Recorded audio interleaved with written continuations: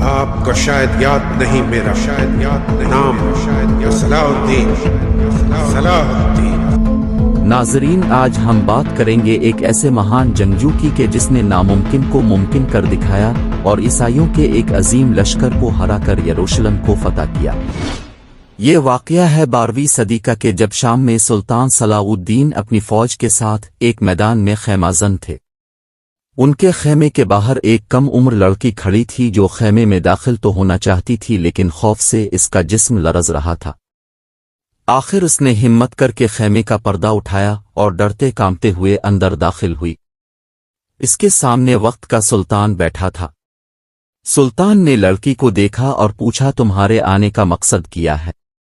لڑکی نے ڈرتے ڈرتے کہا، میں اب سے اعزاز مانگنے آئی ہوں۔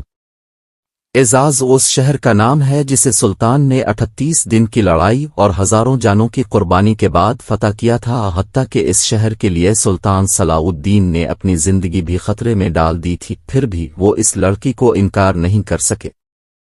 انہوں نے کہا، اگر تم اعزاز مانگتی ہو تو یہ علاقہ تمہارا ہوا۔ یہ کہا اور اس لڑکی کو بہت سی دولت دے کر اپنے خیمے سے رخصت کر دیا۔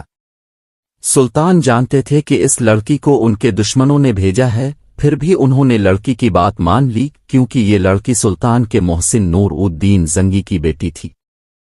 وہی نور الدین زنگی جنہوں نے خواب میں نبی پاک صلی اللہ علیہ وآلہ وسلم کا دیدار کیا تھا اور اب صلی اللہ علیہ وآلہ وسلم کی قبر مبارک تک سرنگ لگانے کی ناپاک جسارت کرنے والے 2 یہودیوں کو قتل کر دیا تھا۔ اور زنگی کی بیٹی جس سلطان سے اعزاز شہر مانگنے آئی تھی وہ بھی کوئی معمولی انسان نہیں تھا۔ اس کا نام صلاح الدین یوسف تھا، جسے دنیا سلطان صلاح الدین ایوبی کے نام سے جانتی ہے۔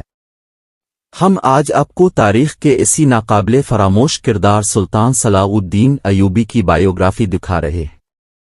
سلطان ایوبی نے جس طرح اعزاز شہر ایک لڑکی کے حوالے کر دیا تھا، انہیں اپنی سلطنت اس طرح پلیٹ میں رکھ کر نہیں ملی تھی، بلکہ اس کے لیے ہر قدم پر جنگ و جدل کا سامنا کرنا پڑا تھا۔ صلاح الدین ایوبی پہ داعشی حکمران نہیں تھے، بلکہ ان کے چچا شیر کو نور الدین زنگی کے کمانڈر تھے۔ اس حیثیت میں وہ اپنے بھتیجے کو بھی ہر جنگ میں اپنے ساتھ لے جاتے تھے۔ اس دور میں اسلامی سلطنت کئی حصوں میں تقسیم ہو چکی تھی۔ عباسی سلطنت صرف بغداد تک محدود رہ گئی تھی۔ عراق اور شام کے زیادہ تر علاقے خود مختار حکمرانوں کے کنٹرول میں تھے جو ہر وقت آپس میں لڑتے رہتے تھے، جبکہ مصر پر فاطمی خاندان کی حکومت تھی۔ بیت المقدس سمیت فلسطین کے کئی علاقوں پر صلیبیوں